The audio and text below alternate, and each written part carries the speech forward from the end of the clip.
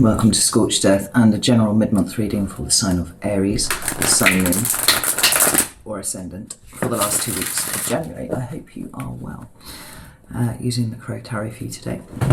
If you celebrate Christmas, I hope that you had a nice one.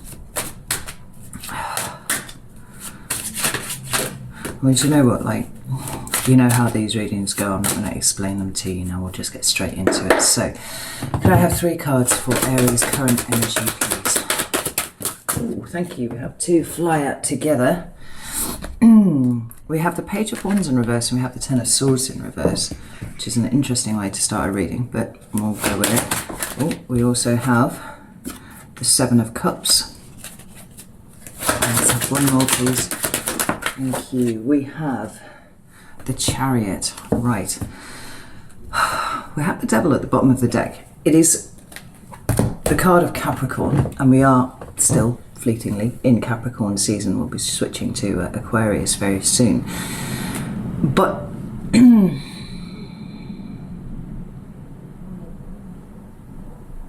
there's a restlessness here with you, Aries. Now that's not particularly a feeling that is alien to Aries here, but there's a restlessness without clarity, without hope is what I heard there, actually. You know, the Page of Wands and the Ten of Swords in reverse are an interesting combination because really we would like to see those the other way around. The Ten of Swords would indicate the end of a particularly challenging period that you might have found yourself going through, and the Page of Wands would then be that excitement that you feel about moving on to something new.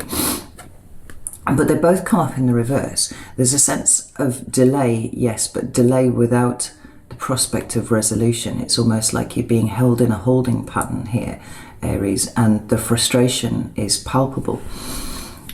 You seem to be being held in a holding pattern because there is something that you are stuck to at this point, whether it is a person or a relationship or a situation, or whether it is something inside your own mind that's kind of keeping you tethered back from, you know, the direction that you want to go in. The thing is, I'm not entirely sure that you're sure of the direction that you want to go in either, because we do have the Seven of Cups here.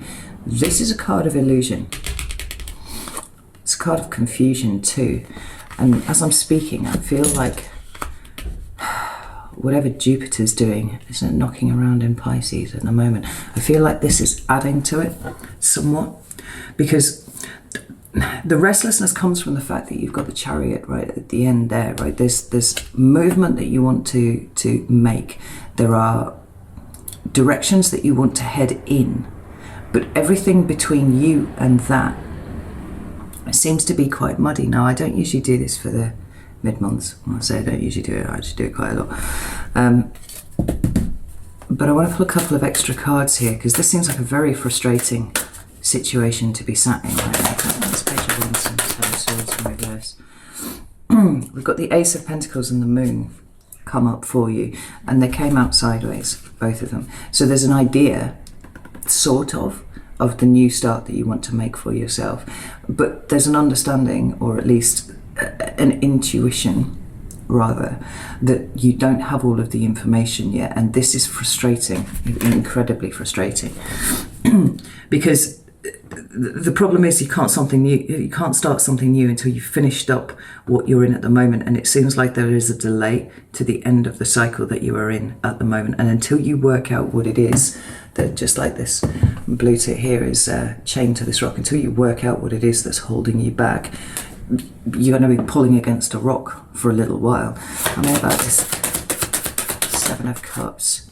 We have the Temperance card again coming out in a sideways presentation. It's very interesting.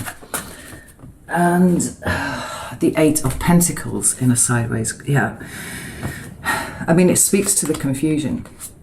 It speaks to the potential of the illusion, actually, that's muddying the waters with things. Like, there are things that you want to get on with. There is healing that you want to do. There is balance that you're wanting to bring to your situation. And yet, it's like straining against that rock. And you know, here, you're a little bird and that's a big heavy rock. Now, tell me about this Chariot, please. Fuck's sake, look on me. All right, Six of Pentacles in reverse. And the Seven of Swords. And the Mother of Wands. I mean, there's the Aries card there. And I'm pleased to see that. You know, there is something of you in here that is wanting to, you know, speak. That's what I heard. There's something that needs to be said here that hasn't been said yet. And I don't know if that would be like the charm where everything suddenly works, you know, everything suddenly starts falling into place. But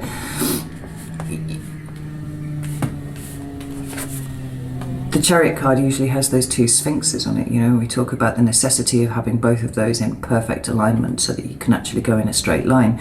And it feels like the sphinxes are off here. You know, one of them's pulling in a slightly different direction. You try and go forwards and your whole chariot is just going to tumble over.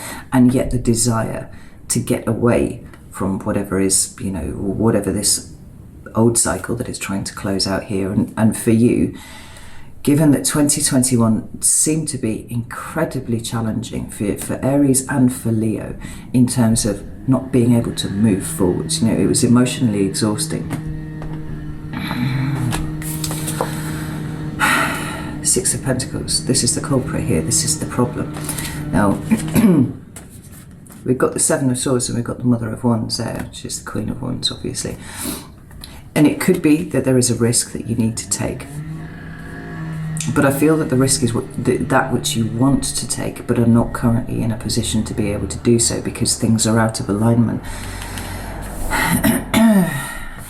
And this Queen of Wands here, you know, it feels to me like there's a part of you that needs a bit of dialogue.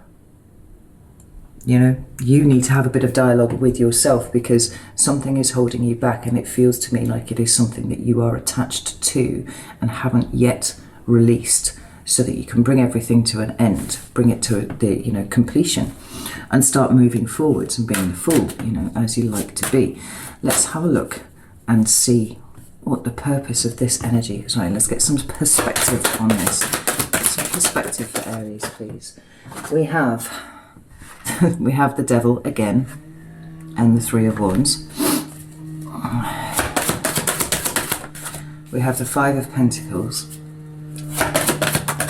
and we have the Ten of Cups. This is an interesting array of cards that we've got down here. We've got the Ten of Pentacles here too, so that's two tens in a reading. But if I can just draw your attention to the shadow cards that are sitting underneath the Ten of Pentacles here, we have the Five of Wands and the Five of Swords. There's something about the way that you are thinking about this situation that is meaning that you will almost always come to the wrong conclusion about something, right? And it's, you know, 5 plus 5 equals 10. We know that, right? 5 plus 5 equals 10, that's all good. But there's something slightly corrupted about this here in relation to the Devil, for sure, and the Five of Pentacles, right? Because actually what you've got is probably, you know, realistically speaking, you've got 15 here equaling 10, but you've also got the 15 of the Devil here equaling 10. The fives, Aquarian Insight, when she was on YouTube, she was just called fives, the agents of chaos, and there's something in that, right? It's a deeply unstable energy. With this Five of Wands, we have conflict and we have strife, whether that is internal or external. So, you know, whether it is people that you are dealing with that are causing the strife, there's a bit of a ruckus between you, or whether it is within you. And the way that I'm looking at these cards, it feels like it's an internal kind of conflict about something. But then we have this Five of Swords, saying that your cognitive processes feel a little bit confused. They feel very Seven of Cups like here. It's like you don't quite know what you're supposed to be doing, what you're supposed to be thinking, what you're supposed to be feeling.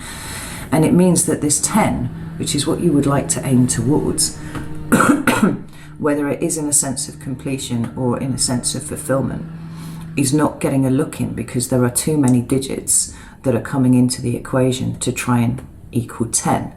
Does that make sense? So for perspective, the lesson and all that sort of thing. You know, we're back to the devil again. We're back to the things that you are chained to, whether that is, like I said, relationships or situations, or whether it is a fear within you that is expressing itself in potentially overthinking. Oh my God, excuse me. Oh, insanely, tickly nose. But the movement that is implied by the Three of Wands, the movements that you want to take forwards, you know, and I would say that the Two of Wands is that contemplation of where you go next. The Three of Wands is when you start actioning that. You're being held back. You're being held back for a reason. And we have this Five of Pentacles here, you know, yet another 5 energy that is coming in, you know. This equals this, which means it does not equal this. You know, there are far too many things at play at the moment.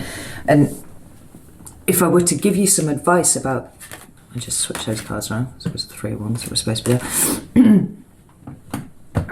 I mean, we'll get to an advice section here, but it seems very much like, you know, you want something new, you want to bring new things in, you've got to clear something out first. And by the look of it, you've got to clear a few things out, a few of the things that are internally holding you back from where it is that you want to go. Because, I mean, we've got another 10 here. I mean, this is emotional fulfillment. This is, you know, harmony in a collective. This is your relationships with more than one other person, right? So it could be family, it could be friends, it could be any of those things. But it could also be, you know, an understanding of where you fit in to a situation like this. Because the confusion here is absolutely palpable. And I do feel that you're looking outside of yourself a little too hard for the answers. You know, likely the reason that you're being held back is because what it is that you're wanting to head in the direction of, you're either not ready for, or, and possibly, that whatever you're headed for is not going to fix the problem that you are dealing with at the moment, right? It's not going to fill a hole. It's not going to do any of the things that you're after it doing until you stop and look at what is causing all of this instability within you, which is what we see with this Five of Cups. It's going to be very difficult for you to slot into this and what you want. Now, let's get some cards of advice. I just want to shuffle these because we've got all those fives and shizzle at the bottom of the deck. You know, it's about creating space, essentially. Because everything feels very, you know, as I'm looking at it, I'm kind of feeling like this.